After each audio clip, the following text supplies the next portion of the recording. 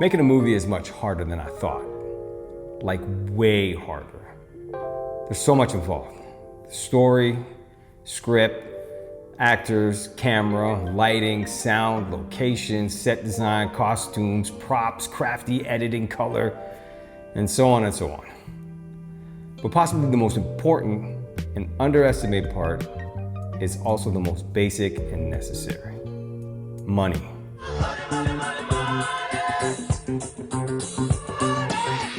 Whether it's a $0 budget film being made with a couple of friends or a $100 million studio film, money always seems to be the common pressing issue. When you actually go and start making a movie for real, you quickly find this out. In fact, I'm building an indie film studio and looking to shoot my first feature, and money's exactly what I'm thinking about all the time. So that's why I decided to make this video. I figure if I can break down the basics of film finance into smaller, digestible parts, then maybe I can make the process a bit easier for myself and anyone looking to do the same. I'm Jules, the channel Story First, and this is the business of film.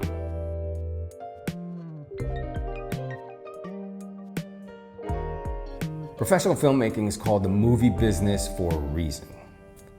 Yes, story is the most important, hence the channel name, but technically, it's also the easiest to facilitate, or at least requires the smallest amount of resources. I mean, all you really need is a pen, paper, and some creativity. But money, on the other hand, that's pretty much the opposite. Seems like we never have enough. And no matter what anyone tells you, no movie ever gets made without it. And I mean like none. Zero, zilch, nada. Even backyard movies, $0 budget movies actually cost something to make. So it stands to reason that if you're seriously thinking about making a movie, you need to understand the business side too. Remember, story first doesn't equal business last. When I was at university for media production, one of my professors summed up the film business perfectly. He said the film business follows one simple rule known as the golden rule. He who has the gold makes the rules. In other words, the ultimate controlling factor in creating any film is how it's going to be financed. That's true no matter what the budget. The only difference being what defines the gold. Let me break it down. Most films aim to make money, hopefully enough to cover the expenses and break even. And then, if at all possible, turn a profit. At its most basic level, this business of film process is simple. Assemble resources, make the movie, try and find an audience, distribute the movie yourself or get help with distribution, try to recoup what was spent, and if everything goes right, make a profit. That's basically it. Now, obviously in real life, it gets way more complicated than that, but the basic model is still the same. So when people say the film business, what they really mean is how do we turn a story into a real world product that can be financed, produced, released, and hopefully paid back. So to answer this question, let's take a look at the different budget tiers. At the no budget level, filmmaking usually isn't about financing in the traditional sense. It's about resource assembly. You're asking, what can we buy? What can we access? Who's got a camera? Who has sound gear? Who has a location? Who can act? Who can help me out on the weekend?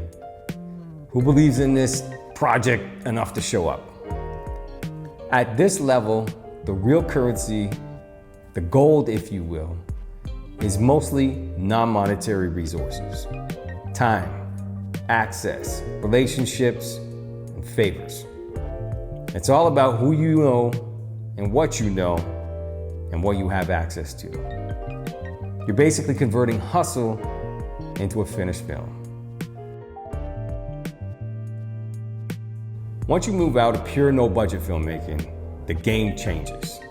Now the question becomes, can you raise enough money to make this film professionally enough that it actually has a shot in the market? This is the micro-budget zone. And this is where filmmaking stops being just a passion and starts becoming persuasion. See, at this level, the main focus of financing is extending your financial reach. The money might come from yourself, friends and family, small private investors, crowdfunding, grants, or maybe deferred deals with the cast and the crew. Nobody wants to hear I have a dream forever. At some point, people want to know, what's the script? What's the genre? What's the budget? Who's involved? Can you actually finish this? And if you do finish it, where can it go? A lot of indie films don't fall apart because the idea was bad. They fall apart because the business side was treated like an afterthought. The budget, unrealistic. The schedule, impossible. Team is too small, the scope is too big, there's no distribution plan, and there's no audience strategy. At the micro budget level, investors or supporters are not usually buying certainty, they're buying belief. And once you get into more serious indie filmmaking, the project is no longer bound around a script centered around financial limitations. As the budget grows, story capability grows. And film financing becomes more of an investment package than anything else. That means people are evaluating the movie not just as a story, but as a risk profile.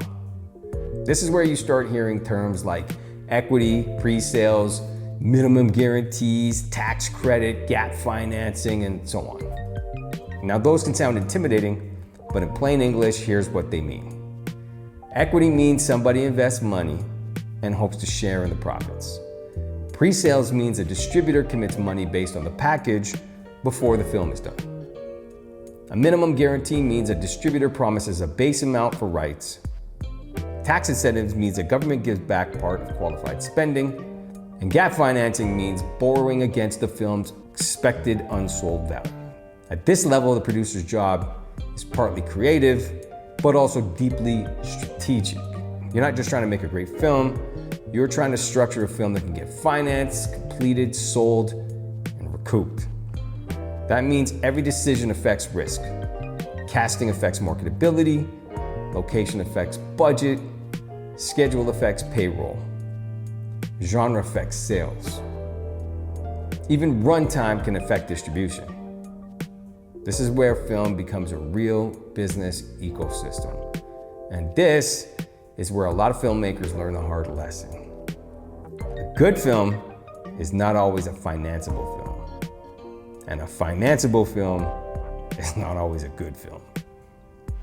The challenge is building something that can be both. At the studio level, the scale changes completely. Now the movie is certainly not just a film. It's an asset inside a much bigger machine. Studios think about IP, franchise potential, release windows, streaming value, international appeal, star power, merchandising, library value, and long-term brand strategy. Yes, of course, story still matters, but now story is operating inside a system designed to manage risk at scale. The studio's not just asking, hey, is this a good movie? It's asking, can it open big? Can it travel? Can it support a platform?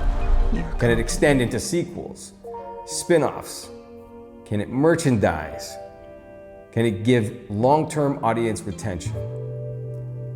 The difference between indie and Hollywood is not that one cares about story and the other doesn't. The difference is that Hollywood could spend a lot more money protecting itself if that story fails. Revenue is not the same as profit. This is one of the most important things filmmakers need to understand. Money comes in, but then starts flowing through the system.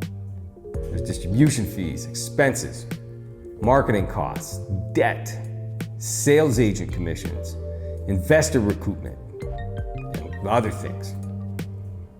Only after all of that do you start getting to real profit participation. So what is the business of film, really? It's the process of turning uncertainty into something people believe in. At the no budget level, that belief starts with you and your team.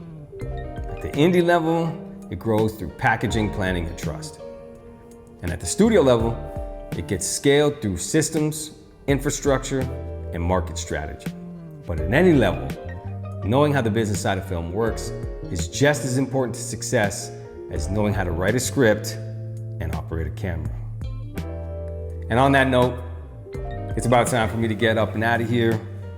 It's your boy Jules. It's been a minute, but I'm back up in it. Thanks a lot for watching. Like and subscribe and all that good stuff. And I'm gonna catch y'all on the next one.